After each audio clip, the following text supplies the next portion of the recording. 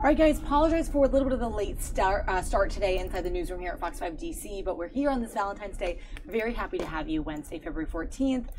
Happy Valentine's Day to you. T is fixing my computer right now. We're going through some technical difficulties. Happy Valentine's Day. Happy V-Day to everybody, but actually to just start on more of a somber note, as you probably read in the headline, you can see right here President Trump is speaking currently in the White House. We're going to bring up that sound in just a moment, but quickly so that you see it, here are the aerials from this morning's incident. You probably heard about it outside the NSA, National Security Agency, of course, in Fort Meade, Maryland. And you can see the aerials, they're very, very clear here. It's still going on. It was a dark SUV that was sort of cordoned off to the side. It looked like it possibly came from inside the NSA area and the parking lot and was going against the traffic of the employees or whoever else was coming in for that day, for the morning, to work. But you can see right there in the bottom of your screen, that is the SUV in question here. The trunk is still open. There's some debris on the ground. There were actually earlier some blood stains on the ground behind that trunk. It was pretty evident that some altercation went down. We did learn that one person is hospitalized as a result of this incident and one is in custody for this incident. So no real further details on that provided, minus the stuff that we've been provided from official reports and the AP. But I can tell you that's what we know. It happened around 7:15 a.m. this morning. We started to report it in the 8 o'clock hour, and it became sort of known as this security incident. It was outside of the security checkpoint at the NSA, and it was off of Route 32. And this comes on the heels of an incident in 2015. Maybe some of you have been around this area, or you just remember this incident when two men dressed as women tried to ram a stolen car through the gate of their headquarters. So this is not the first time an incident has happened at NSA headquarters, but this one, of course, sounds a little bit less, I guess, serious, but one person is hospitalized as a result of this shooting. We're going to hear more from the FBI. They will provide us with an official press conference in the 12 o'clock hour. We're told it's coming up around 12:30. We're going to have to see when that actually kicks off, but we will make sure that we have the latest here on Fox 5 Digital for you. We'll be streaming this to our YouTube page here and to Facebook as well when that press conference comes available to us. So be on the lookout for that. Like I said, one person is in custody for this incident and was in custody, a man, we were told, pretty early on after this occurred, and then one person was hospitalized. But we hope that that person is okay. Obviously, quite traumatic morning, and we did see that there was something violent that occurred because we saw some of those blood stains outside of the truck there. You can kind of quite see there the dark SUV cordoned off by those barriers, those Jersey barriers that are labeled NSA, so they are part of that entryway, that roadway that leads into the base, the agency there. These aerials are from Skyfox, so we have this chopper up and we'll hopefully have it for as long as we can so we can see what they're doing to the SUV, if they're working on it, if they're changing anything surrounding it or gathering evidence from it. So like I mentioned, we're going to have these aerials up. I might even just keep them in the corner while we jump into this President Trump meeting inside the White House. All right, we're going to go there next, guys. Happy Valentine's Day. Kind of a bummer way to start your Valentine's Day, but we'll have some other happy news stories later on for our digital stream. If you're on with us, let us know what you're thinking. And if you have any thoughts on this incident or anything else that you see, please do let us know. And we're going to jump into the White House now.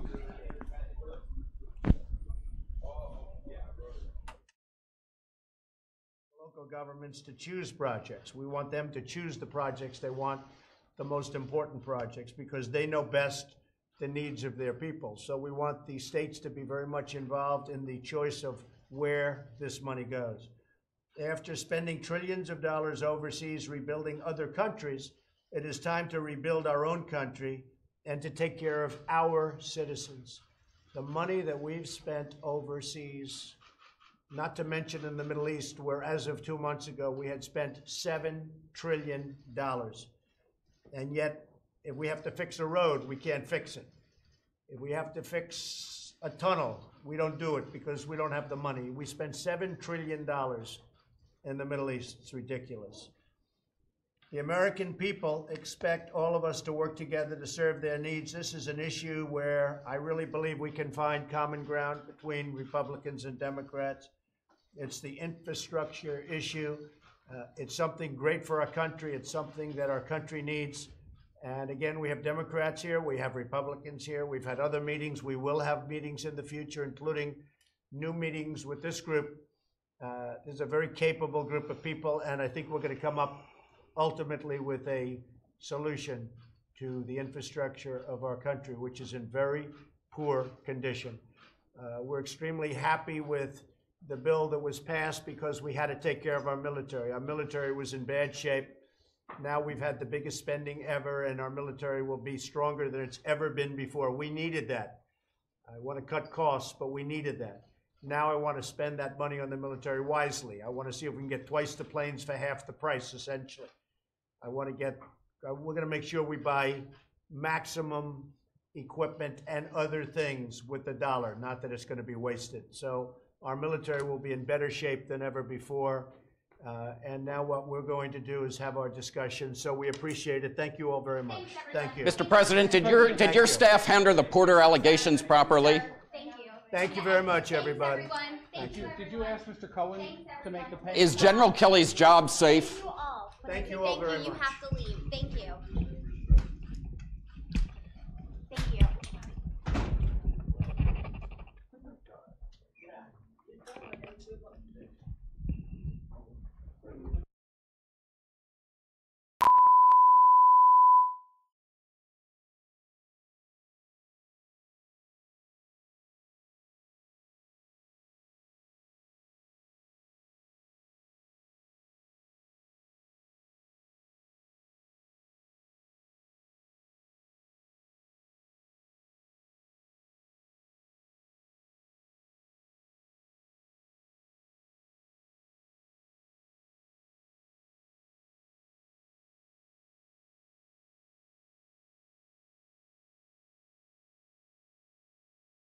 This has got me messed up.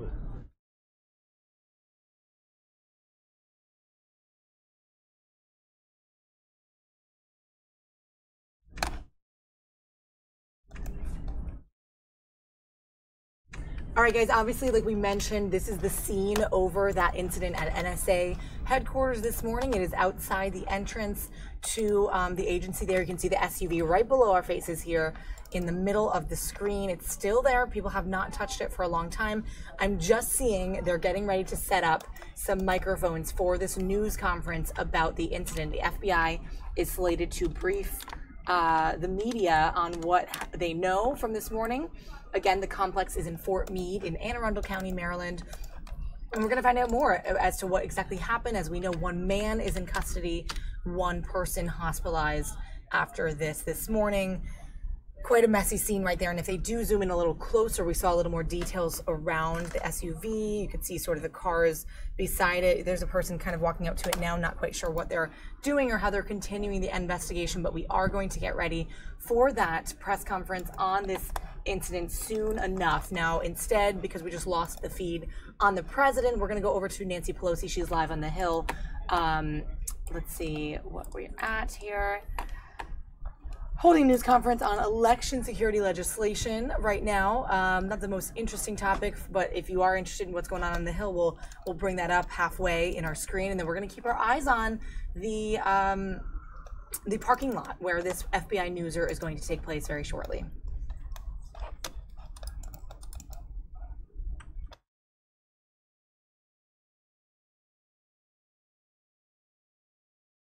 Matter is so complex that for most of us, we're not able to fully grasp.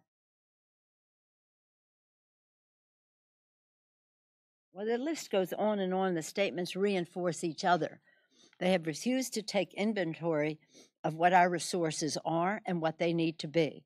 They have refused to assess what the danger is to our electoral system, while the Intelligence Committee has clearly, by consensus, told them what it would be. They have now a blueprint on how we can proceed, presented by this distinguished task force in the form of legislation. Upgrade the systems, put the resources there to do so, reinforce the idea that these are, as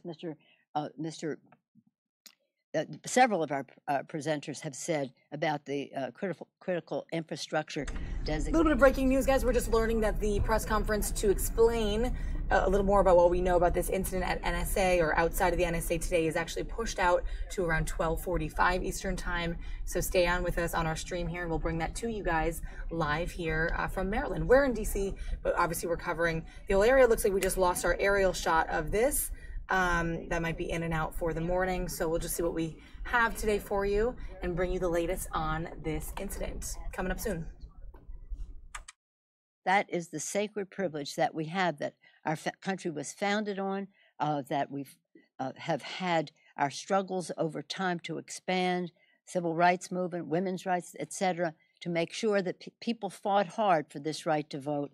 We have to protect it, and we cannot let the Russians laugh about and take joy in the success they had in the last election in disrupting our election as they go forward to do so again, not only in our country, but in other countries. Their goal is to undermine democracy. And by attacking very central pillar of our democracy, our voting system, they have every intention of doing just that. And the technology only gets more and more sophisticated. We know that. Why aren't we doing something about it? I thank this task force for taking us in a direction, providing the leadership to do just that, to help us protect and defend the Constitution of the United States. With that, I'm sure that our task force members would be happy to take any questions you may have. Any questions? Yes, ma'am. Benny, you want to lead? Yeah, question to you, Congressman Thompson. In a recent interview, a top DHS official told NBC that there was some evidence that Russia did manage to penetrate a few states' voting systems. Have you seen evidence of this? Because there's been some back and forth on what she actually meant. Well, I think the question is, what do you require? What do you think penetration is? We know that they wanted to tamper and they targeted our systems. The question is, those 20 plus states, we know they were looking at them. Our problem is, because every state has an individual system for election, we're trying to create a national strategy that ultimately says a system should have 1, 2, 3, 4 in order to be effective. Right now, we have no strategy. The testimony you heard yesterday said there's no strategy. We propose a strategy with our legislation. We propose a commission to manage it over time to make sure that we stay current. Florida, Illinois were two states that we know that had issues, but it's still in doubt. One of the problems is there's little pieces of the puzzle, and that coordinated strategy on behalf of our government to defend our systems of how we elect our officials is important.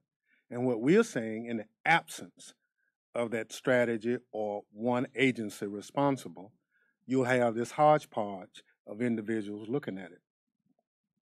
One more question. So one of the things you mentioned in the report is the need for DHS to have more money to assist states.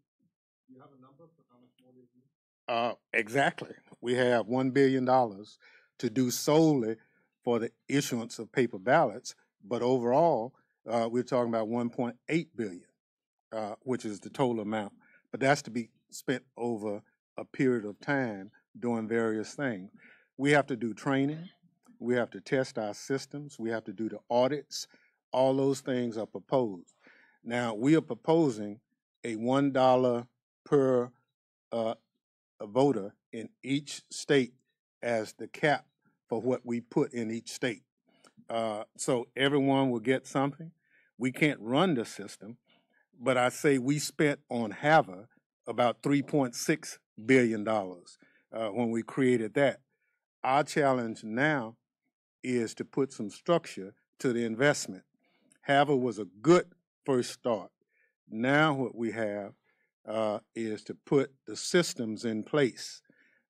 We did not get the systems required for the enemy we face now, and that's why we're coming forward with this. This is not a vendor program. We didn't suggest an individual company.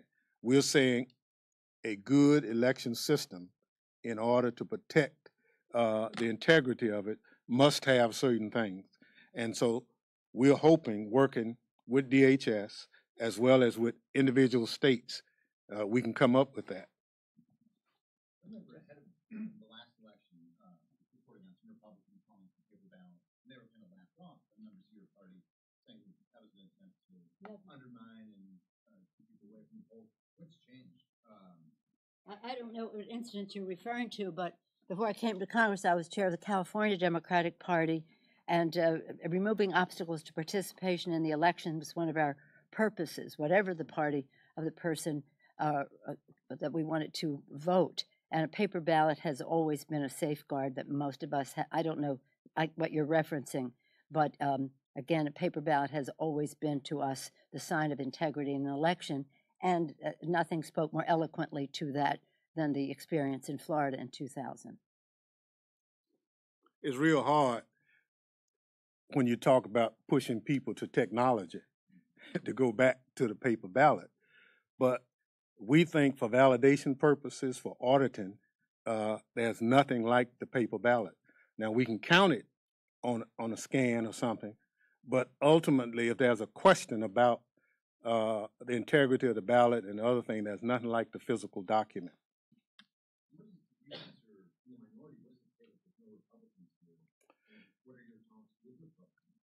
Well, I hope what Republicans heard yesterday will jumpstart this conversation. Everyone now, with the exception of the White House, acknowledges that the Russians were messing around. We need to make sure that their messing around doesn't compromise our systems of election. And that's what we're proposing to do. We've tried on Homeland. We've tried on other committees to get at least access to what actually happened. We have been unsuccessful. All our hearings for the task force have been open to the public, and we have solicited former secretaries of Homeland Security to testify, members of the Election Assistance Commission, and whatever, and as well as the Secretary of State from Rhode Island. And we've been transparent in what we've done, but we've also tried to include any Republicans should they want it to come forward, but they haven't. That would be a good question for you to ask the Republicans. We did, and you see who's up here, but we did.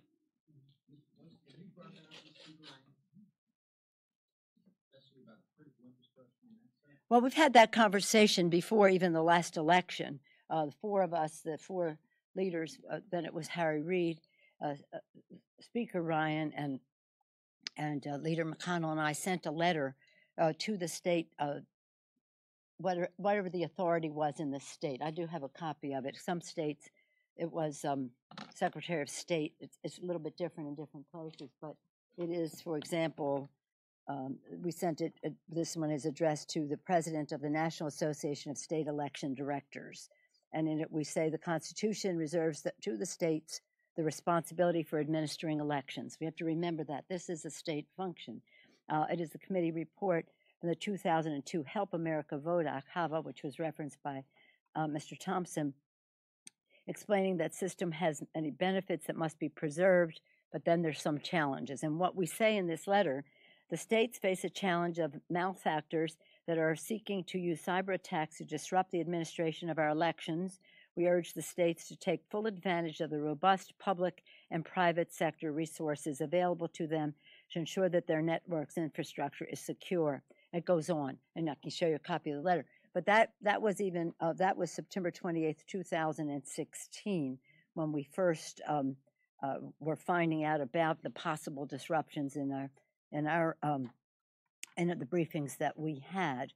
And we're just saying there are some resources available. When we saw what actually did happen afterward, it's clear. Now, you may not have been here, but a few weeks ago we were here with each of the committees of jurisdiction, whether it's Judiciary Committee, Homeland Security, even the Financial Services Committee because of money laundering, all of the committees of jurisdiction, calling upon the leadership of the House to have hearings and their chairman to have hearings in this regard. But so far, we have gotten no response in that regard. But hopefully, after the testimony yesterday and the statements that are coming out now, the American people will insist that the Republicans take action.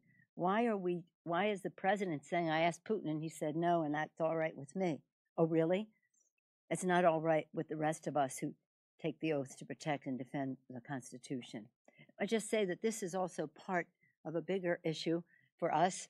Build America, build our infrastructure and create good paying jobs, build the physical infrastructure, educate our people, health care, their well-being so that they can participate fully in a healthy economy and the prosperity of our country, and build and support our democratic infrastructure, our electoral system, so that our democracy is strong and it continues to be a model to the world. So this is all part of the strength of America measured again in the integrity of our elections. You had a question? What extent do you think the president resistance to acknowledging the presence of the interference in 2016 election in our wider electoral infrastructure will hinder or complicate that? He's president of the United States.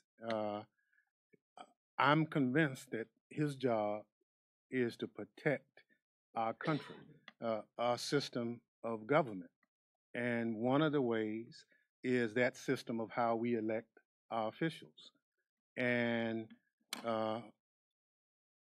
those individuals under oath yesterday acknowledged that they are bad actors, i.e. Russia, could be some others, but we know Russia is trying to compromise how we do that. I would hope at some point the president accepts the challenge to do that. These individuals, while they've been appointed by him, they're also American citizens. And I think the testimony you heard from them yesterday reflect a greater interest in our system of government than who appointed me to the position. Thank you all very much. Thank you.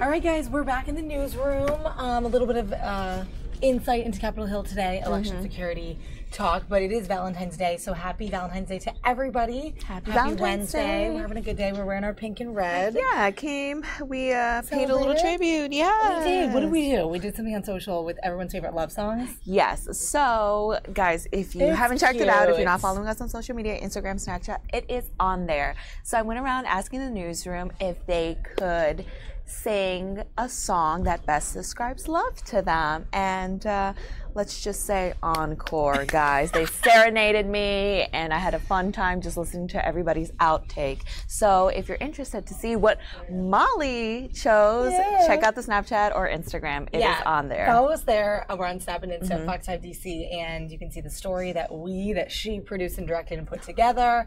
And we always try to do fun little things pertaining to whatever theme it is, whatever holiday it is. Speaking of, I want to not neglect our main story of the day. Of course, you're probably on the stream to await the update from the FBI about the shooting, or rather incident that occurred. We're actually not quite sure what happened by way of the people that were hospitalized. Apparently, not just one person hospitalized, but several people hospitalized after this incident this morning, when a man apparently somehow that dark SUV that we saw earlier in that chopper video somehow got sort of over the side Jersey barriers and was going in the opposite direction outside of the entrance at the NSA. So not a lot of details exactly that I'm sure a lot of people will question when they have this media release presser here for the media, but it did get pushed out to 12:45, unfortunately. But we'll hear from them shortly about the details surrounding that. But several people hospitalized, one in custody for that. So right now, all we have is this little bump shot of what is coming. So to come shortly. Oops. There it is. So that's where they're going to speak from, that podium and the set of mics there in that parking lot in Fort Meade. So we'll hear from them later. That's why we're just kind of talking other topics for now, because we just don't have any more information on that. But the story is on our website. We're keeping it updated. So if you have any questions, refer to that. And then when that press conference comes up, hey, Kev. Happy V-Day. I was looking at the screen. I'm like, why is that? Yeah, and that's it is a topic. We're just discussing. What's happening in your work? What's happening in your work? We're going to tell you. That is very funny. Okay, and he's laughing because it's something you guys haven't seen yet, but we're going to bring it up right now. Oh, gosh. Let's bring it to a split screen. He's like, what? All right, so here we go. Just because we're going to talk about this. It'll probably shake you up a bit, too. Once you see what it says. Happy V-Day. Happy V-Day, guys. If you're single, perfect. Happy V-Day. So hey! Pornhub. You came in for the right Some topic. guy named Marty Grass sent in some cupcakes. Marty Grass. Oh my God, All Marty right, Grass. Even though it was yesterday, he's still celebrating Mardi Gras. Okay. So Pornhub, as you can see, that's the graphic that Kevin was laughing about. Even though today in their Celebrity Dish, they were talking about that incident with Kate Upton when she was on the rocks doing her Sports Illustrated model shoot, and she was topless, and the wave came and crushed her over, and she had to fall, and they had to like bleep out the moments. Anyway, they were reporting on that already. Today's news, the breaking news here, is that Pornhub Premium is free today. For Valentine's Day. I guess it never is. And I don't think it ever is. For Valentine's Day. Which is awesome, right? Good for their marketing, you think? Good for their marketing. Because I'm sure they've taken into consideration people who do their viewership, for example, utilize this platform to, how am I trying to word this? I'm really trying to pick my words pretty, see, I'm shaking to the core right now. How can I word this? Basically, if you are a viewer, if you are a user of it, their Valentine's Day gift to you is 50% off, right? Oh, I thought Half it was free. Off? Or it's free. Oops. Ooh, even better. $3.99. So the point is, you know, these companies all like are shrouded in costs, and really you can only get premium services right in anything, Spotify, any of these apps that we try to use day to day. But we always use the free version with the ads or whatever. But I mean, everyone has their own. To each his own interest in paying for some subscription, right? But for this, apparently the premium is some type of cost. And then for today only, I guess. It's free. According to the article. They're spreading the romance, I suppose. Let's actually read it. If we bring it back full screen here, I can read this article. It's pretty interesting. So yeah, they're saying it's a nice prospect. The 24-hour non-premium subscribers have access to thousands more videos. And then the people who want premium, high def, it is free, and they have some stats on sort of the viewership and whatnot. Interesting. So Valentine's Day, love for that crowd, I guess. Yeah, just romance. I feel like they're just spreading the romance, guys. I mean, it's a human thing to do, and yeah, they're just spreading the love. Hey, but speaking of spreading the love, do you love Panera's? The bread place? Yeah. Do you like Panera's bread? They're okay. They're okay? Well, if you love Panera's as much as you love your spouse, and if you're proposing today, what they can do, they're doing a proposal sweep. So essentially what this consists of is, if you're going to propose to your significant other, and you do it outside of a Panera or inside of the restaurant, and submit a picture of your proposal with the hashtag Panera proposal sweep, you could be entered into this amazing sweep where they will cater your wedding reception. $2,000 value for free. They're doing it as a promo for love. They're doing that as a promo for love. They're just spreading the romance. And I mean, if you love Panera's and you want them to cater to your wedding, hey, it's a thing. People have proposed at Taco Bell. People have baby photo shoots at Taco Bell. I know. So if you love Panera's, guys, Didn't you're Kevin, welcome. who we just saw, have something at Taco Bell for his wedding? I think so. He had a photo shoot. He's a big fan of Taco Bell. Did he have a photo shoot? I think he did a photo shoot. That's awesome. I think. You see, guys? I love food. That's all I'm going to say. People finding love. Let us know what you're doing for Valentine's Day. If you have any plans, if you have any special thoughts about it, or thoughts about any of the giveaways for it, or anything. What else is going on in social? Let's see. We just recently posted a beautiful couple that met in 1946, if I'm not mistaken. Oh, we did? On our Instagram page, and they are celebrating 70 years of wedding bliss. Talk about relationship goals, guys. Awesome. I think it's amazing. They're a cute little old couple that still gets these little butterflies when they're asked to kiss, and there is a story up on our website if you want to read the full article on their backstory. So check out our Instagram page to view the beautiful couple that's celebrating a 70-year anniversary. Some very cute stories of love on our Yeah. Instagram. We always try to include those cute ones for your interest, so check us out there. Also later today, we're not going to have this personally on this YouTube stream, but FLOTUS, Melania Trump, will be visiting the Children's Inn at the NIH, National Institute of Health, in Maryland to decorate cookies with the kids. That's sweet. And to do a little Valentine's, deliver personal Valentines and visit with the kids in the activity room. I like that. So it's kind of a cute little visit for FLOTUS. Okay. Also later today, the White House press room, it looks like it just got pushed out because we do have this newser still coming up from the FBI on the incident outside of the NSA this morning. Other than that, we're kind of just seeing some videos roll in, so we're going to kind of check into what they are. Okay. But yeah, we're celebrating in the newsroom. I see lots of sweets and cookies and things around, right? Stay away. Lots of cookies. We got lots of donuts and yumminess There and is. all that stuff. So, Are you ever whatever compelled that's to just say no to the sweets? Yeah. It's just like an overload sometimes, but in a good way, but in a bad way at the same time. Because we're surrounded by Girl Scout cookies, guys. Yesterday was Mardi Gras. We had a lot of food. We had sweets come in today. It's like, when does it end? I don't know. Gosh. It doesn't. It's such a week of celebration. It's a week of celebration. Because who doesn't love food, too? I love food. If you guys are celebrating, let us know what you're doing. We want to hear from you. We're in the spirit. We're happy to be here. And like I said, some unfortunate news to kind of go to right now when we do have that press conference come up. But we'll find out more about that incident, a very serious incident at the National Security Agency from this morning. It all happened around 7:15 a.m. So we weren't really alerted until the 8 o'clock hour or so. Yeah. But we're going to report on that and make sure we bring you guys the latest. But for now, I guess we'll check out with you guys, and we'll come back a little later to explain what you're seeing. We're going to be streaming that FBI conference on Facebook and here on YouTube, so you can join us on either platform for that. We'll also have some aerial footage of what's going on with that SUV in question. So for now, let's throw it back over to the House floor. Looks like they're talking in Capitol Hill today. Some more politics going on. And I have some other videos coming in, too. I'm going to look into what they are very shortly. Okay, see you guys soon. The president has said he will sign into law. The framework laid out by President Trump has 4 parts. First, it provides a solution for the DACA situation and ends the program. It does so in a compassionate, responsible way that every member of the other side of the aisle should support and has supported at various times. President Trump went out of his way to reach across the aisle to Democrats when he expanded the population that was being discussed in the DACA situation, and actually talked about providing long-term certainty for this population group. Second, this bill secures our borders with additional border security and a wall where required.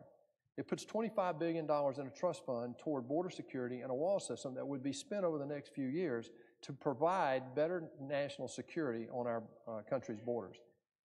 It ends policies like catch and release that encourage more illegal immigration.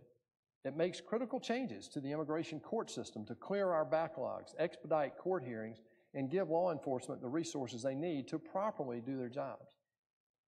Third, this bill fixes the flaws in the current immigration system that spurred this DACA problem in the first place and incentivized illegal immigration. It protects the immediate family of the primary worker. 72% of Americans, Madam President, believe immigration should include the primary worker, their spouse, and their immediate children, which is exactly what this bill does. In addition, 2/3 of Americans actually believe that the solution here for illegal immigration includes the DACA fix, an end of chain migration, border security, and an end to diversity lottery. 2/3, Madam President. That's a Harvard poll that was put out several weeks ago, and there are others that actually corroborate that. This bill also expedites the backlog, something that wasn't even being discussed before we brought this bill forward. This bill ensures that primary families of immediate citizens, and some of these are recent green card recipients and new citizens, are trying to get their families in. There's a backlog. And we brought that in this bill and assured that the backlog would be taken care of and these families would be reunited, which is what most Americans want. Fourth, the Secure and Succeed Act ends the archaic visa lottery program. This failed program is dangerous, filled with fraud, and has proven to be an avenue for terrorists to enter our country. We simply must fix these national security flaws and close the loopholes in our current immigration system that incentivizes illegal immigration. If we don't deal with these problems that got us here in the first place, we'll be right back here in just a few short years. And this is the President's objective. If we're going to deal with it, let's deal with it once and for all on the legal immigration side and then move on to the temporary work visas and solve that as well. I don't think anyone in this body wants to be back here in a few short years. Many on the other side and on our side have been trying to find a common solution to this for decades. I believe we have a historic opportunity right now, Madam President, to do something that people in this body have wanted to do for a long time, and that is to solve our legal immigration system in a very compassionate, fair way that will benefit every American. That's why we have to deal with these issues in a responsible and fair way. Politicians have talked about this for far too long. I've discovered, Madam President, by being in this body, it's easy for some to just kick this down the road. It's a great pandering opportunity for one side on the other to blame this on them. Unfortunately, the American people deserve better than that. And we have a clean opportunity right here to do what most people in America want us to do. There's no reason other than politics for the Secure and Succeed Act to not have widespread bipartisan support in this body this week. Each part of the Secure and Succeed Act has been supported by many Democrats at various points over the last 30 years. As a matter of fact, in the 90s, in 1994, Barbara Jordan presented the results of their bipartisan commission report, Immigration Commission report, to then President Bill Clinton. Their recommendations at that time were to change our immigration system from our current country cap chain migration system to more of a skill-based system like Canada and Australia. They knew the flaws then of what was included in our immigration law that was written in 1965 that actually incentivized illegal immigration. Unfortunately, it seems that because these ideas are now being put forward by President Donald Trump, the Democrats all of a sudden disagree with these principles. President Trump has crafted a deal that is tough, but more than generous. Nobody asked him to expand the number or even talk about certainty in the long term. He brought that forward because he wants this done. He wants this solved and he wants it ended right now. The Secure and Succeed Act follows the framework President Trump has crafted. It makes compromises on both sides of this issue. It deals with the DACA issue, secures the border, and fixes critical flaws in our immigration system that incentivize illegal immigration today to ensure we're not back here in just a few short years dealing with the problem again for a new wave of young people brought here illegally. Again, the President has said repeatedly that the Secure and Succeed Act is the only bill he will sign into law. Checking in. Leadership of the United States House of Representatives. All right, guys, we're going to switch it up a little bit and go over to Los Angeles. Apparently, there's a newser right now on the latest accuser against Scott Baio, actor Scott Baio. We've been hearing sort of rumblings in the news about sexual harassment and or assault, abuse in the past. There's a newser being held right now, and we have that live. So let's go over to Los Angeles and talk about that before we come back to this area for that presser with the FBI about the incident at NSA this morning. Not money, not revenge, healing. Thank you.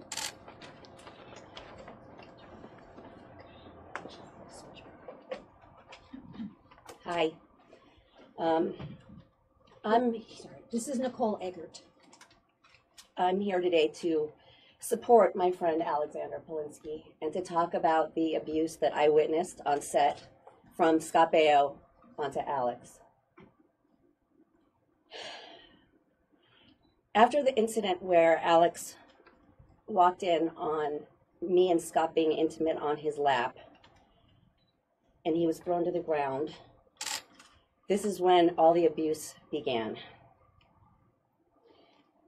As an adult, I carry huge guilt that I was part of this in any way, I feel horrible and guilty that I didn't stand up for him at the time, but I myself was a child. We were children.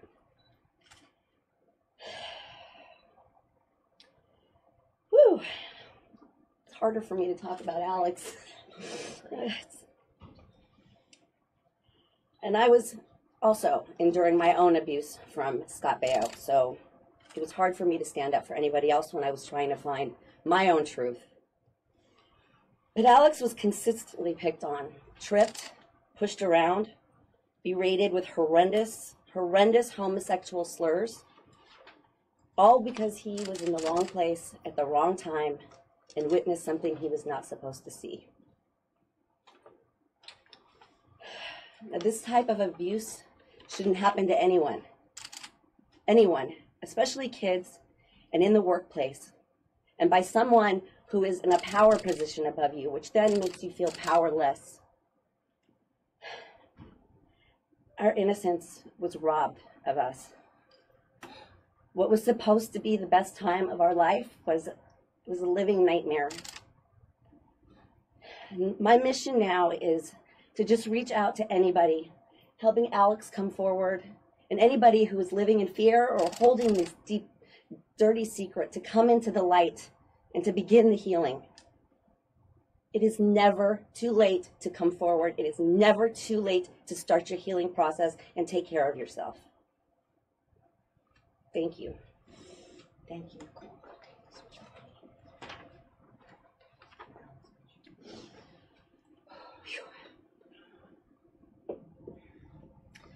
I'm attorney Lisa Bloom, and I'm very proud to represent Alexander Polinsky as he steps forward to tell his story today of child abuse and sexual harassment by Scott Baio. Child abuse takes many forms. For little boys, that can often mean homophobic slurs. Child abuse hurts. It deforms. It teaches children that they are trash. That was the message that was conveyed to Alex. Today is about rejecting all of that, and it's about standing up against child abuse. Many people go their whole lives without speaking their truth. Telling your story is the first step toward healing, and that is what Alex is doing today, and I think modeling for all of us that we can do as well. And Alex is doing something else that is very profound. He is refusing to let Nicole stand alone as she endures the hate that she has received after coming out with her own story against Scott Baio recently.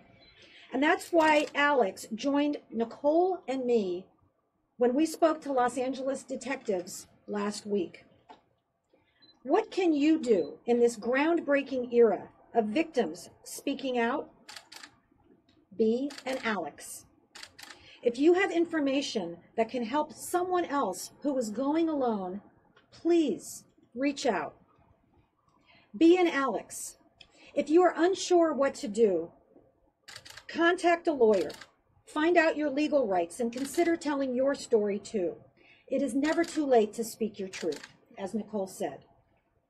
Be an Alex. Go to the police and give them the information you have. Many people are unaware that the Los Angeles police are currently taking reports of all sexual assault incidents, regardless of when they happened. If nothing else, your story will be on record if others come forward. And if you believe a child is being harassed or abused in any way, please speak up. Let's join together and end this today. Thank you very much. We'll answer a few questions. When was Alexander, have you spoken to Scott recently, or when was the last time you've spoken to him? And has he reached out at all? He has not reached out recently. I believe about 10 years ago, for a party that he invited me to, he called to apologize a little bit for very basic things that he had said, but I was not ready to have that conversation with him at that point. And I am now. How do you know that's why he was calling? Because he said that. How did his behavior affect you? How did it change your life through all those years? It was extremely stressful. I was a kid who was supposed to be really happy going to work on a TV show at a theme park, Universal Studios. And instead I dreaded getting up in the morning, and I would question myself as to if I could go on with this more. And it was just, I was a professional. I didn't want to give up what I had worked so hard for, and I still don't regret that decision. Alexander, Scott Baio is holding a news conference today. If you could face him, you and Nicole, and say whatever you want to him, what would you say to him, and what do both of you view as justice in this case? I want a public apology. He abused me in public in front of hundreds of people. I would like a public apology. Are you hoping other witnesses hold on one will second. come forward? Hold on, that was also a question to Nicole. Well, I feel the same way. I think coming clean is the best way for him to start his healing process. I think the power of I'm sorry is tremendous. And sometimes people don't realize how much they've hurt someone. And just sometimes a simple apology can just make all the difference in the world. But Lisa, is there a possibility of criminal action? You went to the police to file a report. Is there a statute of limitations in this? There is a possibility of criminal action. There's a longer statute of limitations in California for acts of child sexual abuse against a minor under the age of 18, which both of them were at the time. Without getting you bogged down in the legalities of it, there are two different laws, one which allows prosecutors to bring charges within 1 year of the first police report.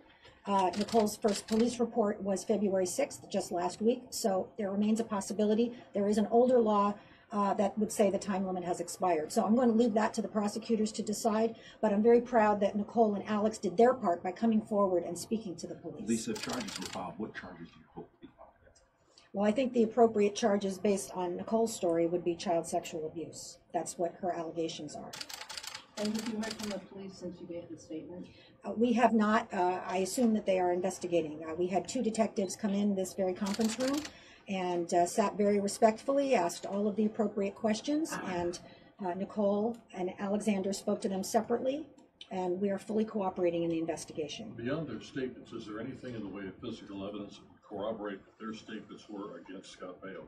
I think that's tough since we're talking about incidents that happened in the 1980s. What about other cast members, witnesses, anybody coming forward? Yeah, that's an important question. We've had over a dozen people reach out to us. Some people have posted on social media what they have seen.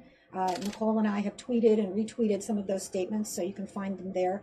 We gave the police a list of the approximately a dozen people who have reached out to us and say that they saw something. Many people say, for example, that they saw Scott behaving inappropriately toward Nicole on the set. And so they've offered that information, and we've given that witness information to the police. If Scott apologized publicly, would your client both end their civil or legal pursuits or actions against Scott? Well, there is no civil case. As you heard both of them say, this is not about money. Nobody's asking for money here. I'm doing this pro bono. We're all doing this because we think this is important. On the criminal side, I don't think we want to interfere with a police investigation. That's in their jurisdiction. But as you've heard Nicole and Alexander both say, an apology would be very, very meaningful. What was the first conversation like between Alexander and Nicole over this? You guys want to talk about that? If you want to. We hadn't really shared our complete stories till recently, and it was pretty surprising to hear Nicole's story. And there's a lot we kept inside over the years because of pain. I think people hide a lot of their feelings and a lot of their truth for many years because it's just simply too painful to deal with. And shameful. You feel shame. Nicole, you had talked about a second woman that might come forward. Mm-hmm. Have you communicated with that person? I have not. No, I have not. I'm leaving that. I'm hoping they went to the police. That's what I hope. Is that one of the women that Lisa's talking about that have come forward? I don't know. But we have more than 10 to 12 on-set witnesses and another cast member that has made a statement. So. You also told us about physical abuse with Scott. Right. And you said that there was someone who saw that. Has yes. that person stepped forward? That person has stepped forward. It's in the police file. And yes, he saw me being dragged around by my hair from Scott Baio. Why do you think Scott got away with it for so long? Was it because he was the star of the show? Absolutely. and he was demanding. He was a tyrant. Yeah, he was a tyrant. Was there ever any kind of attempt by anyone, either yourselves or others? You talk to parents, you talk to people on the set. Did anyone go to the police and say, this is happening? Absolutely not. I was threatened with him going to jail, me ruining everybody's life on the show because everybody would lose their job. I would be sued by the studios and the production companies, and my life would be ruined. And my parents could go to jail. I mean, he was just filling my head with so much fear. Who was saying? Scott Baio. So there was some indication that you might go forward, and he was afraid that was going to happen? No, basically after he first started sexually touching me is when he had that conversation, when that conversation began. And you have to understand, he spoke a lot about loving me and he being in love with me and us being married one day. And this was very much like an Elvis and Priscilla situation. And so if I told anybody, it would be ruined, and you know, all the lives I would ruin if I told. And how young were you when this began? 14 years old.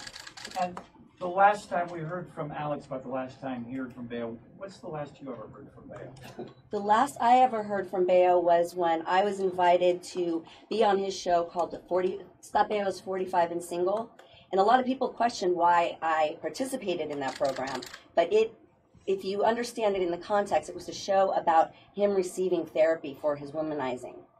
And I was able to confront him with women's names who I thought and witnessed him mistreat on set. So this wasn't a supportive, fun day. It was a chance to support him getting therapy and possibly, being on a journey to getting help.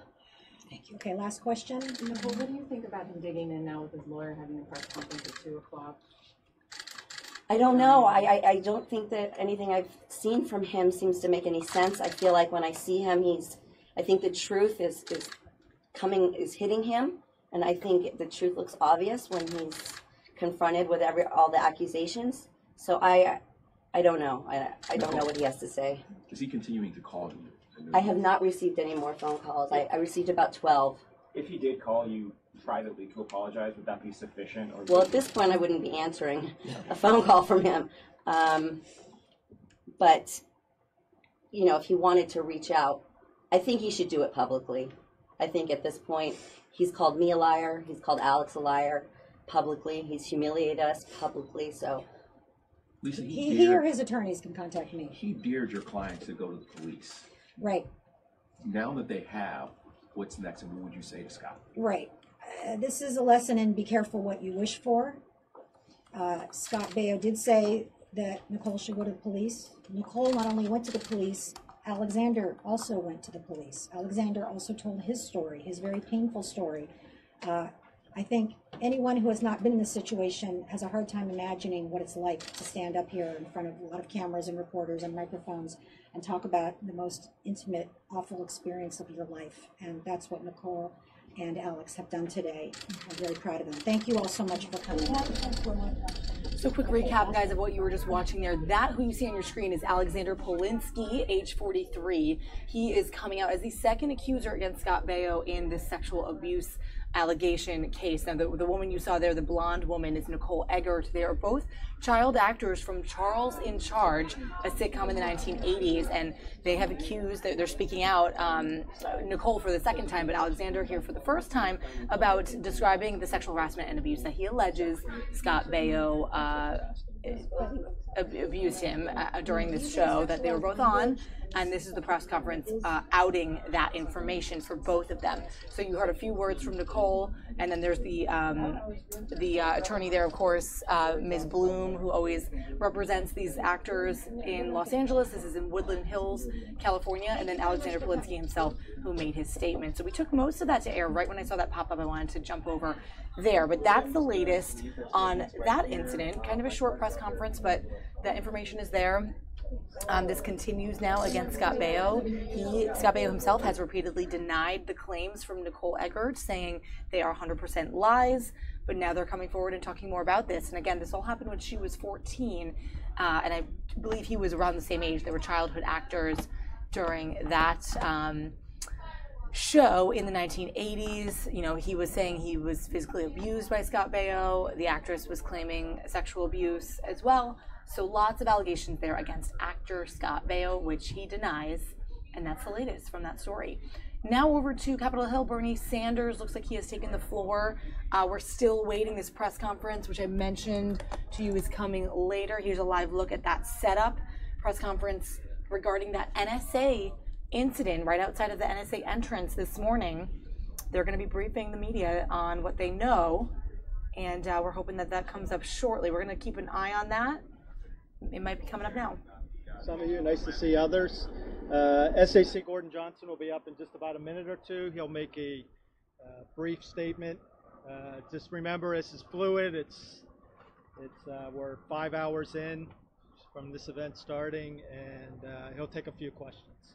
Okay, so 1 sec. Thanks. Okay.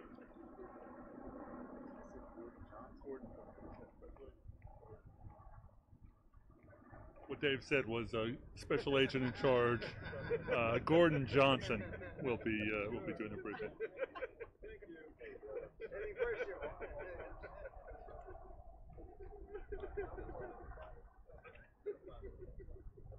He just said he'd be up.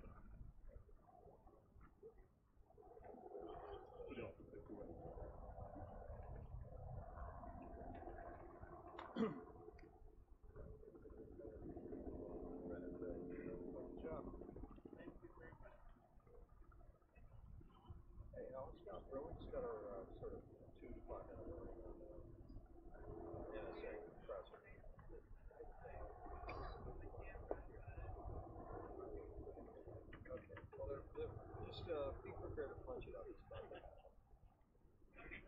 Okay, thanks. Bye-bye.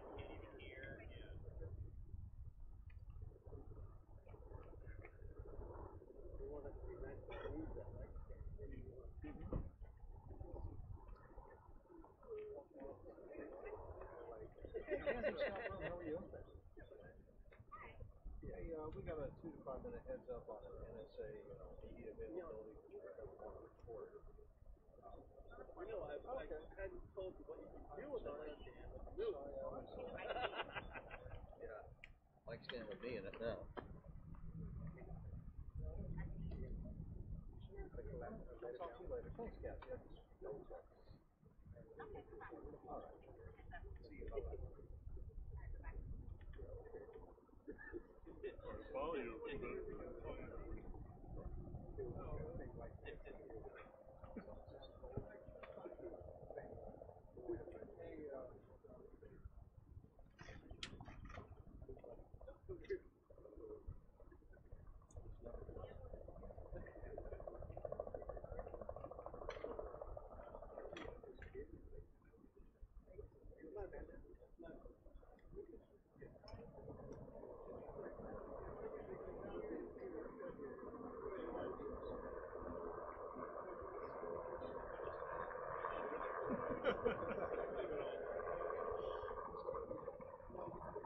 All right, guys, we're working on getting this aerial shot now back up of the vehicle in question, that SUV that was engaged in that incident where it was sort of cordoned off to the side and blocked by those Jersey barriers, and it was seemingly going against traffic at the entrance of the NSA. Or it looks like we're getting that shot back up, so we're going to couple that up and give you both shots. We're going to bring up the sound here on this FBI NSA news conference giving us the information, and then we're going to take the aerials as well. So setting that up for you guys here.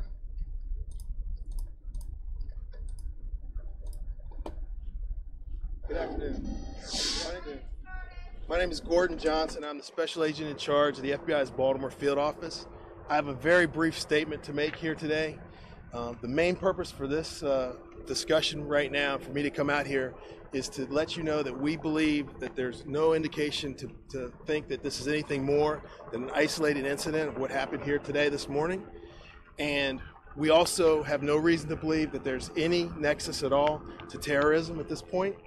At approximately 06:55, a vehicle made unauthorized access to the NSA compound, and NSA police responded accordingly. The FBI is here to conduct the investigation as the lead investigative agency. We have a number of investigators conducting interviews. And our evidence response team is here as well to help collect evidence so that we can understand what happened here today.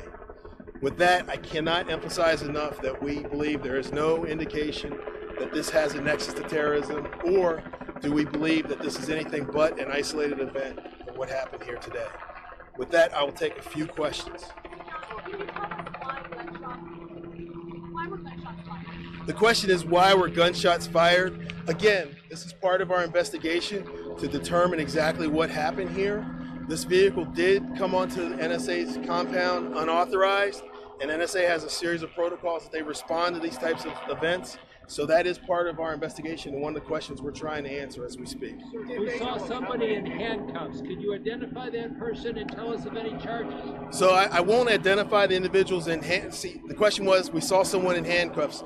Yes, we have 3 people who are in custody, and they're in NSA's custody right now.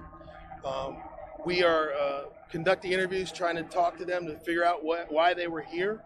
And that's all part of the ongoing investigation. I will not identify them because that's part of the investigation as well. And that's where we're going with this. I should also mention that one of the individuals did sustain an injury and was taken to the hospital. How many additional people were injured, and were any NSA security team members injured? It was unclear from the previous statements. Could you tell us who was injured, where? Got it. So the question was, were there other injuries sustained during this event? And who were they? Well, I'm unable to identify the who, but I will tell you that an NSA police officer was injured during this encounter, as was a civilian onlooker who was also injured. And they were both taken to the hospital and are being treated. You called this an isolated event, but did it look like they were targeting NSA for any reason, or was it a mistake? Did they end up driving down the ramp by mistake? So again, that's part of the ongoing investigation as to why they were here. I don't have the answer to that. We are trying to put that as our question 1 as to what put these individuals on this compound earlier this morning. So that's a possibility that this was a mistake on their part, that they just ended up in that spot? I'm not going to address the possibilities right now. We're still in the fact collecting business right now, and we have a lot of facts to gather, so that's where we need to go with this in terms of understanding. Can you give a little narrative of what happened? The vehicle appears to be outbound. Yes. Where it came to a stop. Can you see, did it go through, loop around? Just a narrative on what happened. Yeah. So again, we are new in this investigation, and as you can imagine, a lot of the facts are being collected and gathered as we speak. We have ongoing interviews and a lot of things that we're doing to try and address exactly what happened. So to answer that question, we are trying to make that determination and understand how the car ended up in the position that it was in and where it landed. Was this the gate where it made entry? So it did enter in gate 1, and that's where the incident actually, with the encounter with the NSA police, the final encounter also took place there.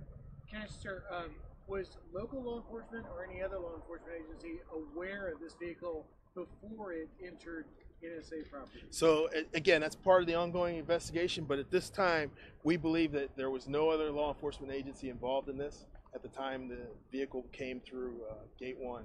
Or vehicle checkpoint 1, I think. How many people were inside the vehicle, and was that the person who was taken into? So there were 3 people in the vehicle at the time, and 2 of those people are in custody. The other one, again, was transported to the hospital. Gender and ages on those folks? They were all 3 males. I don't have the ages right now. So only 3 people were injured then? No, that's not correct. There were 3. NSA, police, an onlooker, and someone inside. Oh, I'm sorry. The question was a total of 3 people injured. Is that what it was? Yeah, so the answer to that is the NSA police officer was injured, a civilian was injured as well, as was one of the individuals driving the vehicle. So total of 3. Condition on those were transported to the hospital? I cannot at this point in time. They are being evaluated. So. Anything about this car? Is it a rental car? Saw the New York tags on this. So we are working through that. We believe that it was a rental car, but we're still working that as part of the ongoing investigation. Out of BWI? That I'm not going to comment on. We want to drill down on the facts of where this vehicle came from, and that goes to the motive of why they were here. Where was the civilian? Where was the civilian who was injured? The civilian was in the vicinity of where the crash actually happened. I don't know exactly where they were in proximity. We'll have to get back to you on that. No one was actually shot. So that's a good question. At this point in time, we do not believe that any of the injuries sustained were from gunfire. But again, there is one individual at the hospital right now, so I don't know. That's one of the subjects, so I don't know the condition of. One is still hospitalized. Yes. And again, that crash, we don't think that the injuries were from gunfire, but it's still early, and we need to evaluate. And which one is the one hospitalized? Can you tell us? So I can't go into the details of the subject right now. That is again part of our ongoing investigation. But then you said that he was the driver, sir? So it is the driver, yes. Any weapons on the people in the car? So that's a question that we're evaluating, part of our investigation. We are searching the vehicle, and we are searching the scene as well to determine if there were any. Can you talk about the security procedures at this gate? I mean, how secure is it?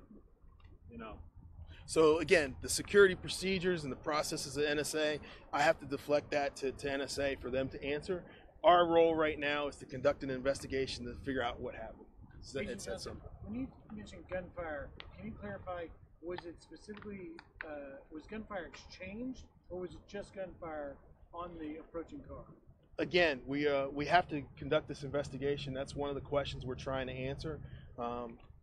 Preliminarily, it looks like the gunfire was directed at the vehicle, but we are working through that right now, and that I don't want to box in an answer to that. That's part of the ongoing investigation. Do you know if weapons were found in the car?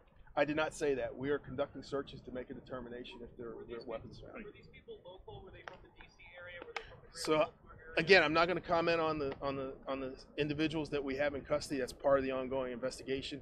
We have to work through who these people were, who these people are, and make that determination. I'm sorry? Did the NSA officer discharge a weapon? So I'm not going to comment on that either. That's all part of what we need to come to terms with and understand for part of the investigation. The question was, did an NSA officer discharge the weapon? Again, we have to unravel the four corners of who was where and what, and that's part of the investigation. You said there were no other law enforcement agencies at the time of the crash. What can you tell us about the time leading up to the crash? From what we understand, this was in fact a chase. So the vehicle crashed. So again, the question is, was this in fact a chase leading up to the vehicle crash? So we are making a determination. That's part of the ongoing investigation as to what happened leading them onto the NSA compound, and then what happened once they got on the compound. So I don't know that I would call it a chase, but that is one of the questions that we're trying to answer. You're saying that there were no other law enforcement agencies So other than the NSA police, that's correct. After the crash, did people in the car give up peacefully, or was there a struggle to get them out of the car? That's again part of our investigation. I don't know that I can characterize that right now. I will tell you that they were taken into custody, and there was one who sustained injuries that were significant enough to go to the hospital. All right, we'll take one more. We can get back to the investigation. So I do not have the answer to that. I know that the injuries to the civilian and to the police officer, they're described as needing treatment in the hospital, but not life-threatening. The other individual who was driving the car, I don't know the status of that person. Can you tell us the hospital? Yeah, I also want to, just as I close out here, just reiterate that we don't believe that there's any nexus to terrorism, that we believe that this was an isolated incident, and our investigation will bear out what happened here. Thank you very much. Thank you very much.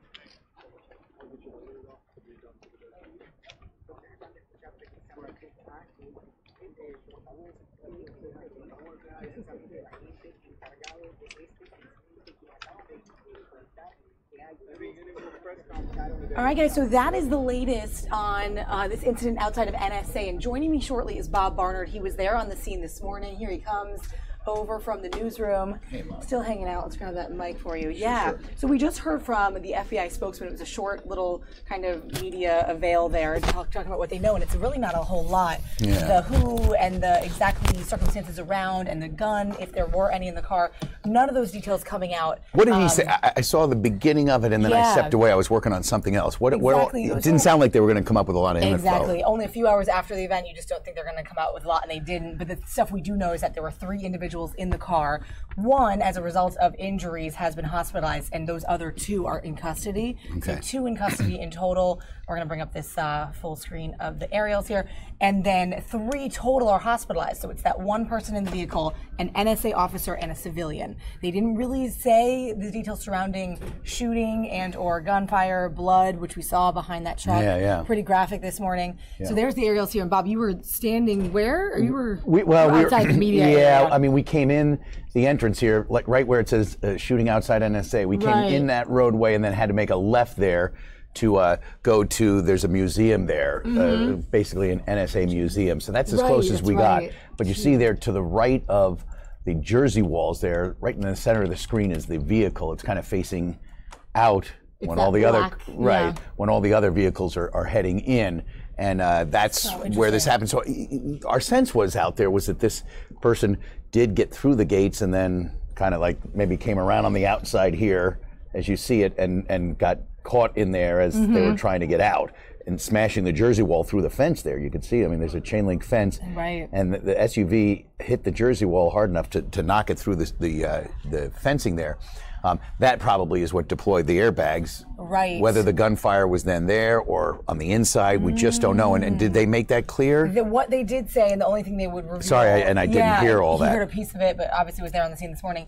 What they did say is that they don't have any reason to believe it is terrorists involved. Right. They believe it was an isolated incident and not necessarily even related to the NSA per se. Right. We've heard there's a chance that maybe these guys were fleeing something or thought they were just taking an exit to get on a different roadway and came upon the security gate and went through it, not because they were trying to get in, but because they had nowhere else to go and were trying to get away or whatever and didn't know where they were. That's most probable. We don't know. We don't know. But that's it. And then, you know, they pretty much, and there's this interesting view of it's so wide. That's the NSA. And look at all the cars there. Look at all the people who work there. Yes. And, you know, if you drive by on the perimeter, you really can't see in. So this is a great bird's eye view into the NSA. And it's a number of buildings in this complex that is part of Fort Meade, which is kind of south of 175 and north of 32. It's these buildings, you see the satellite dishes from the roadway, but and we were brought to a different part of the campus, kind of beyond to the left there. There's a museum that kind of tells the story of the NSA and some of the spying that they have done. Cryptology, right? That's what they call it. But it's like the original spy museum. It's cool. And we were in the parking lot there, and that's where that news briefing was. And so it was just off to the side, but we could see that entranceway coming in. But it is fascinating just to be at this point to see this from Skyfox you there. Never do exactly when you're on the road. You know, everything's cordoned off. It's hidden with the exits and the highway. Yeah, and you then don't see it. There's a lot of people who work here, and you just you can't even stop when you go by. As we tried to this morning, we actually at one point tried to stop and see if we could get some pictures of the scene where this happened from the road, because our best vantage point obviously was Skyfox. And we couldn't. The Maryland State Police are the ones who shoot us away, and then we went slowly by, and they said you can't drive even slowly by. This is now, the road had been reopened at that point, so you got to move it along. So really, Skyfox is the best way to see this incident and to see NSA and Fort Meade. And it's just one of the things there at Fort Meade. I mean, back before World War II, Eisenhower and Bradley, the Army generals to be, were doing tank warfare training at Fort Meade before World War II. So it's a big post, big base, with a lot of Army components to it, but also the NSA. And again, you can't really get on there, and going by you don't see much. But so we're just not sure if this what was it? Do we determine it to be a Dodge Durango or something? It was like it's more of like an SUV than a minivan. It kind of you couldn't tell looking at it, our naked eye. But we've had people on social media say that's a Dodge SUV. Okay. But so we're just not sure if this guy was cruising along on 32 or the people in this SUV, and for whatever reason, we don't have an indication that they were being pursued by anyone, but they were trying to go somewhere or get away from something, and somehow found themselves, oh my goodness, there's a security gate. And maybe they didn't even know. And that's the sense we're getting. It may turn out to be something other than this, but the sense we're getting is that they didn't even know that, oh my gosh, there's a security gate and where the heck are we? and then all this stuff happened, and that's the sense we're getting. Yeah. And curious minds definitely want to know what was in that car, why were they in a getaway thing, or whatever happened. But I'm curious, because I might have missed this in your live chat this morning. Was anything? Were they locked down at NSA after this, or was anybody under? I mean, the workers. Honestly, I don't know, because NSA really put out 2 vague statements. Yeah. Later in the morning, when this was all happening, they were like, "We're looking into this." So we never got anything from them as to whether the buildings on the campus there were locked down. The entranceways were. So you couldn't get in from 32, which is, and NSA is on that side of so that'd be kind of like the southwest corner of Fort Meade. On the north side, off of 175, the entrance was open. That's the main entrance to Fort Meade. That was open. It was cars were going in slowly. I'm sure they were just had a little heightened sense of security, so it was slow going there. But the entrances that take you directly to NSA that are all off 32, those were all closed. And at first, when we were approaching it, we knew that Canine Road was the area where the entranceway, the area where this happened. But the other there's some ramps that go, from the highway right into NSA to help kind of move traffic along, and all of those were closed. So at first we were confused, like, wait a minute, it's supposedly having a Canine Road, but why is this blocked off? Why is that blocked off? And I think it was just security. So whether the buildings were on lockdown, I don't know, but you couldn't get into NSA for a while, maybe an hour or so or more. Yeah. Right after this happened. And then they opened up these other entranceways. The Canine Road entrance is not open. That's where Scott Fox was just over. Right. That's where that is. They were, however, letting members of the media get in to park at that museum parking lot, and that was that entrance, but otherwise it was closed off. Right.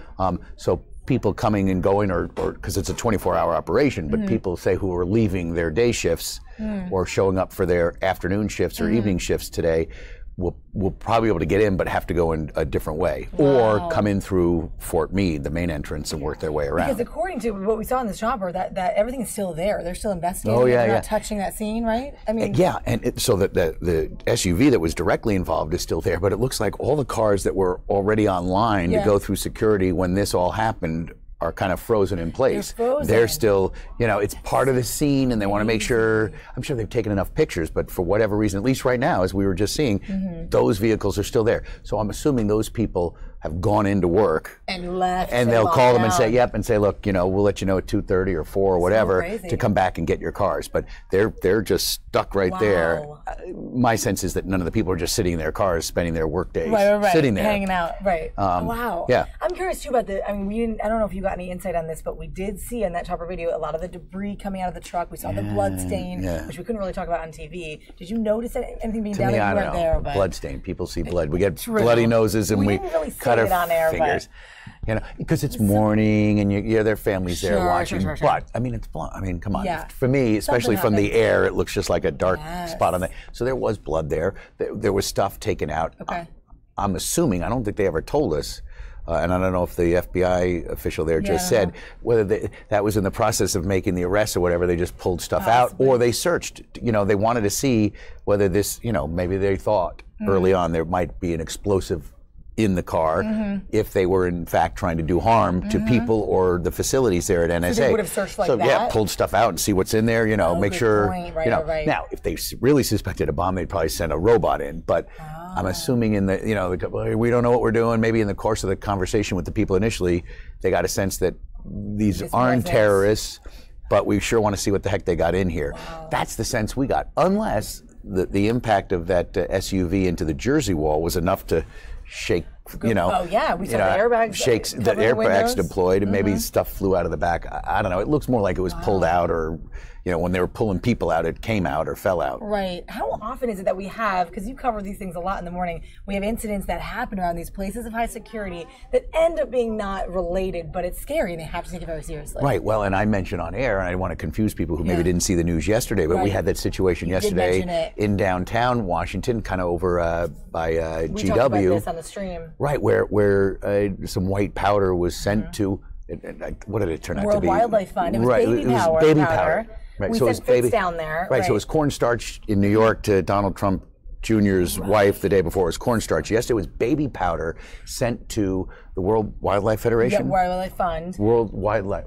Wildlife Fund, which happens to house his old Right. office. So Obama. initially, you're like, oh my gosh, they're Right. sending anthrax to the former president. Turns out it's baby powder and it was sent to somewhere else. So because of where that location was yesterday, the heightened sense of, oh my goodness, this could be nothing more than these people in this SUV just picked the wrong ramp to take off a 32, and it turned out it was into the NSA and a security fortress right there. So that was nuts. What was your morning like? Did you rush off to the call? I don't know what happened. Yeah, well, we were starting our day out at a diner in Rockville doing a thing on Valentine's Day. So we had a nice little thing at 7 o'clock with people talking about Valentine's Day. Yes. We were planning on being there all morning and having fun with folks. Yes, what she likes Does to Valentine's do. mean? Yeah, so it's kind of a little thing we're doing on Wednesdays, Right. diner Wednesdays, whatever. And then after our first hit bummer. at like 7:15, they're like, "Hey, something's going on," and we took off. Yes. And the issue was, we wanted to bring our viewers whatever information we had on our way, so we were doing live shots from the car initially because we weren't there yet, but we were in touch with people and getting every bit of information we could, and then eventually, pretty soon after, had Skyfox about Yeah, it. that was good. So it was kind of, it was frustrating because you want to be there and lay your eyes on it and talk to people directly impacted, but at a place like NSA, a lot of times people say, I don't want to tell you what's going on, no comment. But if they work for the NSA, they're not going to come out and get in front of the camera and say, here's what's going on. So, isn't that crazy? But we couldn't even get to that point to even try because we were on the road and then kind of hit with the roadblocks, and then there was really nowhere to stop. How does that work when you're pushed off to that media area? You have to get information via everything that's coming in on your phone? Or making calls to people you might know, people who know someone who works there. But today we weren't getting anything directly at all from inside. And there were NSA media affairs people who talked to the news media, but they weren't saying anything. They were like, they were pretty much like, we know there's an incident, we're looking into it, and then later on it said a few people have been hospitalized, but we don't believe it was related to this. This is not. It was being still very vague, not giving us, and we still don't really have the story of what the heck was going on there, but just that they don't believe that they were terrorists, they don't believe they were targeting the NSA, and somehow in the middle of all this, there were shots fired and it was just so crazy. People taken to the hospital. We're all so curious, but we'll have to watch and wait for more information on that. Yeah. We're going to keep our updated web story for you on foxguidedc.com. Also linked to our Facebook page, and this is Bob Barnard who covered that this morning. Thanks, Bob. So great my that pleasure, you came out Molly. in the newsroom. I like your flowers. She's Happy got roses. You can Valentine's see them. You Day. got I did roses get here. Roses. Very nice. Valentine's Day. Have a good Eat your one heart out, yourself. people. Thanks. Eat your heart out. Thanks, Bob. So that was Bob. He was on that story this morning. Unfortunately, we lost that aerial shot, so I don't have that for you anymore. But if we do get more information on that, guys, if it does trickle down, I will bring you that immediately, as that is, of course, the top news story, as you see in your headline here on our stream. It's the biggest one of the day. Like we mentioned, Bob ran off at 7:15 or so to go cover that. And still, like we said, not a ton of answers. That investigation is still ongoing. The FBI being a little tight-lipped on some of it because they're still looking into the details surrounding that incident. But we are hopeful that things are going to be okay, people are going to be okay, and that the investigation will show that this is not terrorist related as just an incident. So anyway, guys, just checking into your comments here. Leave whatever you want to on our stream, any thoughts or questions, and we'll give you a quick shot inside the House floor, which is in session today. A little bit of Capitol Hill for you.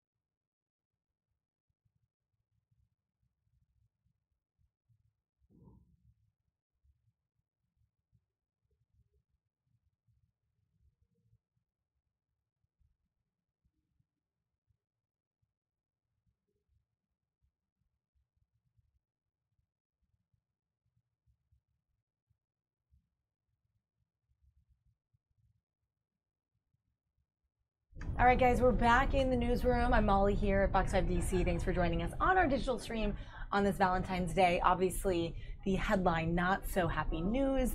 2 people in custody, several are hospitalized after that incident outside of the NSA, which they're saying they don't believe is linked to terrorism, which is a good thing.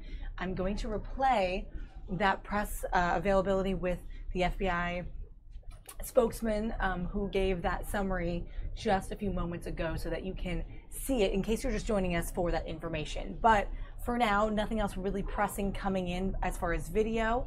We had a couple other stories that we covered just related to Valentine's Day, some other social news. We saw the Scott Baio accuser speak in Los Angeles, so if you missed that, definitely do go back and check that out. That was live just less than an hour ago. So now I'm going to replay that FBI update on the Fort Meade incident, that shooting, some sort of shooting. They didn't really talk about the guns or exactly what happened as far as the injuries were sustained, but we do know that 3 people, an NSA officer, a civilian, and someone in that car are injured, so much so that they were hospitalized for their injuries. So let's play that out just in a little replay, and I'm going to sit here and enjoy my pretty flowers for Valentine's Day.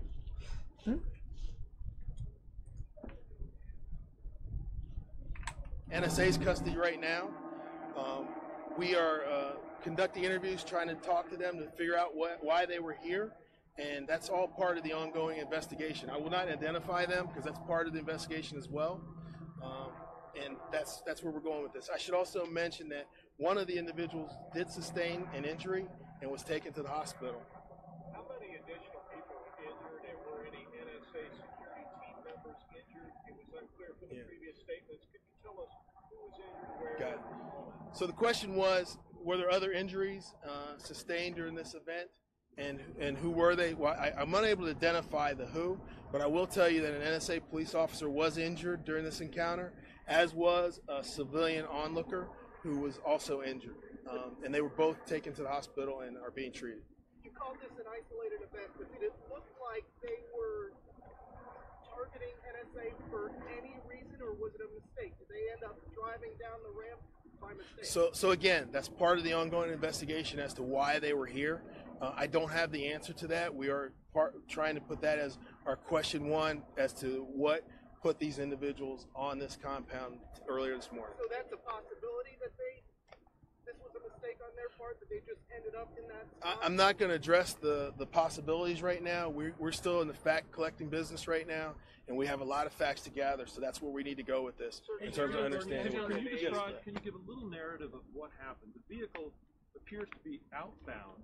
Yes. Where it came to a stop. Can you see, did it go through, loop around? Just a narrative on what happened. Yeah. So again, we are new in this investigation, and as you can imagine, a lot of the facts are being collected and gathered as we speak. We have ongoing interviews and a lot of things that we're doing to try and address exactly what happened. So to answer that question, we are trying to make that determination and understand how the car ended up in the position that it was in and where it landed. Was this the gate where it made entry?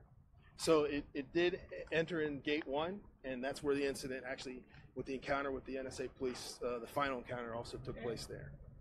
Sir, was local law enforcement or any other law enforcement agency aware of this vehicle before it entered NSA property? So again, that's part of the ongoing investigation, but at this time, we believe that there was no other law enforcement agency involved in this at the time the vehicle came through gate 1. Or vehicle checkpoint 1, I think. How many people were inside the vehicle, and was that the person who was taken into? So there were 3 people in the vehicle at the time, and 2 of those people are in custody. The other one, again, was transported to the hospital. Gender and ages on those folks? They were all 3 males. I don't have the ages right now. But only 3 people were injured then? No, that's not correct. There were 3. NSA, police, an onlooker, and someone inside. Oh, I'm sorry. The question was a total of 3 people injured. Is that what it was?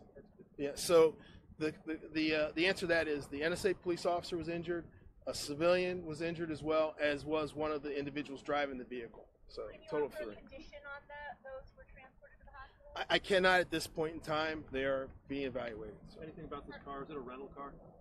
Saw the New York tags on this. So we are working through that. We believe that it was a rental car, but we're still working that as part of the ongoing investigation. Out of BWI? That I'm not going to comment on. We want to drill down on the facts of where this vehicle came from, and that, again, that goes to the motive of why they were here. Where was the civilian?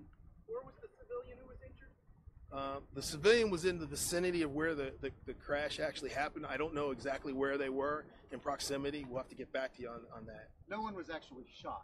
So that's a good question. At this point in time, we do not believe that any of the injuries sustained were from gunfire. But again, there is one individual at the hospital right now, so I don't know. That's one of the subjects, so I don't know the condition of. One is still hospitalized. Yes. And again, that crash, you know, we don't think that the injuries were from gunfire, but it's still early, and we need to evaluate. And which one is the one hospitalized? Can you tell us? So I can't go into the details of the subject right now. That is again part of our ongoing investigation. But didn't you say that he was the driver, sir? So it is the driver, yes.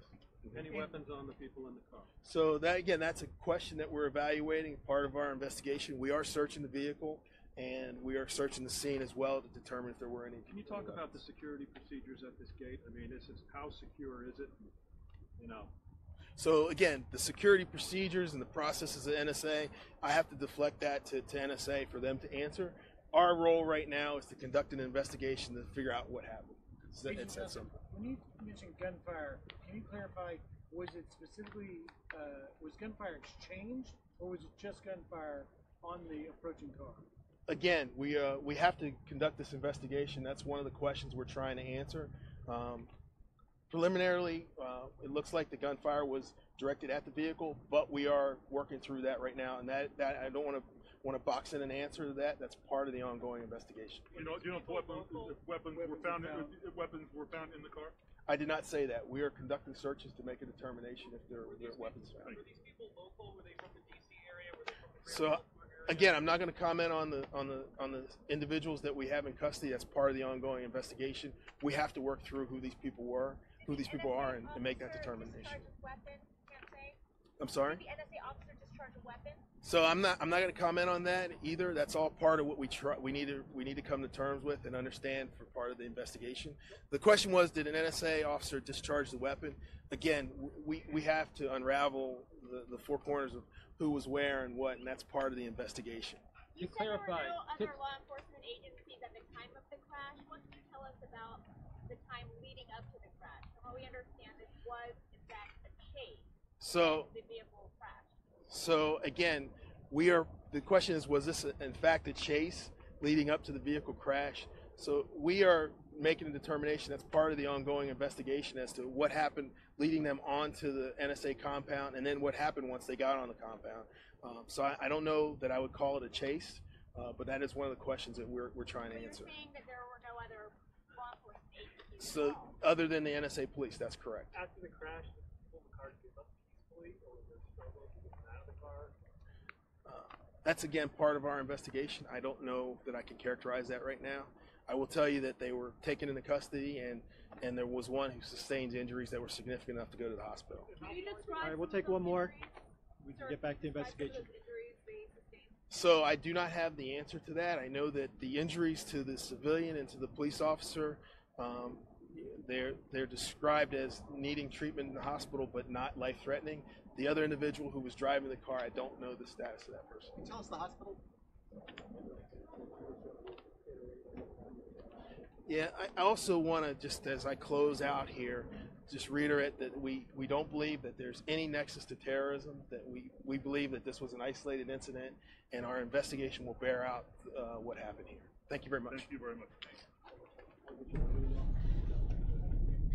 So that was the brief, somewhat informative press conference there from the FBI just a few moments ago. They closed, of course, summarizing again that they don't believe this is connected to terrorism, which is a good thing. But again, a lot of details still to be flushed out in regards to that incident from this morning. So we had Bob on here earlier. If you missed it, you can kind of go back in the stream and hear a little bit of his insight, of his story of rushing over to the scene this morning and getting what he could from that sort of cordoned off media area for this situation this morning. Let's go over to the Senate floor. This is live on the Senate floor. It looks like they're talking about something quite interesting. But quickly before that, interesting date in today's history. Today is the day they celebrate Frederick Douglass's birthday, and today would have been his 200th birthday. Interesting because we're coming a few days after what would have been President Lincoln's 209th birthday. Of course, Frederick Douglass, the iconic enslaved man who was a turned abolitionist and international activist. He escaped and became known for all of that, and quite the historical figure. And of course, it's relevant for Black History Month as well. We're celebrating this whole month in February, and we're having some special guests join us here for that as well. But just to note, it is Frederick Douglass's 200th birthday, and there are some celebrations across the city, various things where I know this morning Congresswoman Eleanor Holmes Norton, who represents the District of Columbia, was by one of the schools in Southeast, or Frederick Douglass statue in DC, and sort of had a little ceremony and speech in regards to his birthday, celebrating his life. And it's a really interesting thing to read about, that his whole time period, the Civil War, equal rights, and everything he fought for and stands for to this day. So let's go over to the Senate floor on that note, guys. By those who have already arrived as immigrants, who have fled persecution, who have pursued freedom, who have pursued opportunity, who have escaped from famine, to come in and slam the door on everyone else. It's not very American to do that. And it's not a strength to undermine the future success of our economy by draining away the extraordinary talents of our dreamer community. President Johnson made the point. He said, "The land flourished because it was fed from so many sources, because it was nourished by so many cultures and traditions and peoples." President Ronald Reagan made the point. He said, "More than any other country, our strength comes from our own immigrant heritage and our capacity to welcome those from other lands." The founding president of our country, a respected Democratic president of our country, a respected Republican president of our country, saying the same thing, that the strength of our country are the contributions that have been made by our immigrants. So, the Founding Fathers wrote those words, that mission statement, that we'd be a nation of, by, and for the people, not one to make laws by and for the powerful and the privileged. And that is the vision we need to continue to hold on to, and to understand that the strength of this nation comes from weaving together the many cultural threads of the people of the United States of America. Let's get this DREAM Act to this floor. There is a bipartisan understanding around restoring legal status. There is a bipartisan foundation for border security. Let's not give in to those far-right Breitbart voices that are so out of sync with the traditions and the strength and the culture and the vision of our nation, and restore that legal status for our dreamers, enhance our border security, and do the work that this chamber should have done long ago. Thank you, Mr. President.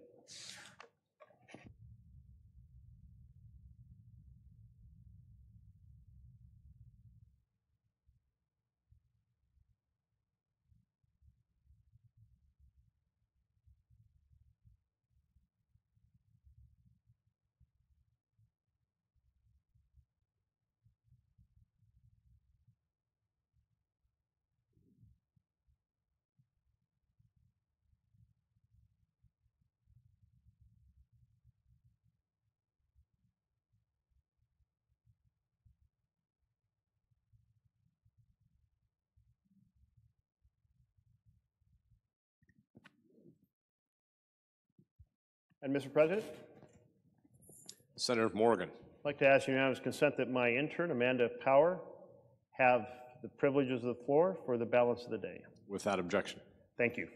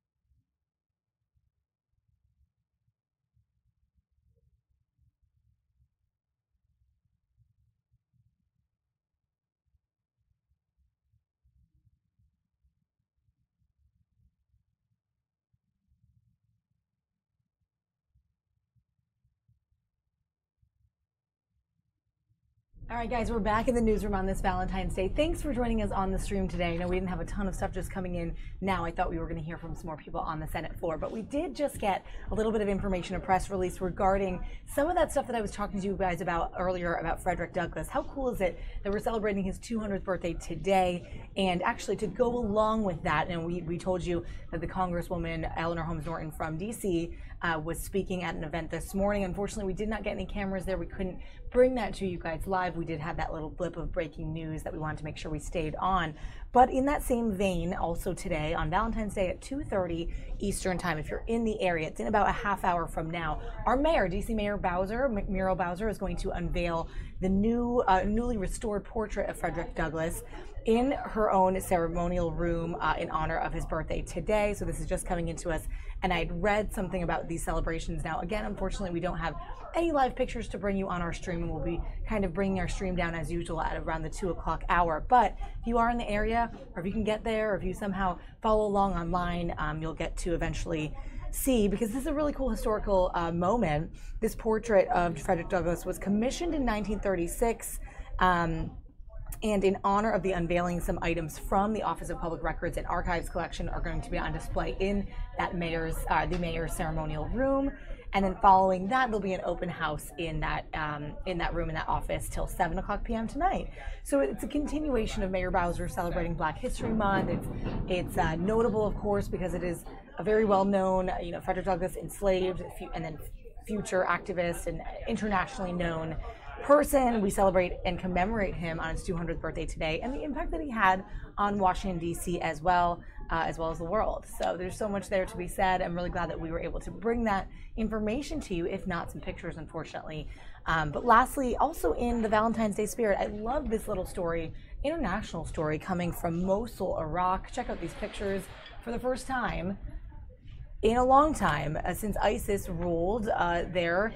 Now that ISIS is not a leader in Iraq, the most romantic day of the year can be celebrated freely, and Iraq is celebrating that this year. The second largest city is hoping to cash in on this holiday. You can see there the pictures of what they're doing to celebrate Valentine's Day all the way over there in Mosul, Iraq. Now, due to traditional Islamic influence in previous years, heart-shaped gifts and Valentine decor was not the norm there because of course, the rule of ISIS. But now that they are free from ISIS, shops can cater to this holiday. So it's kind of a fun thing to see, and you can see that cool footage.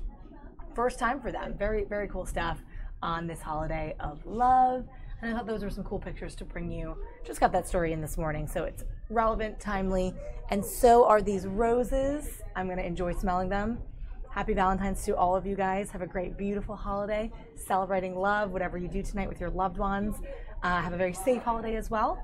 We'll see you again tomorrow for another stream. We're going to go up in the 11 o'clock hour as usual. And we'll talk to you again tomorrow. Thanks so much for joining us today, guys.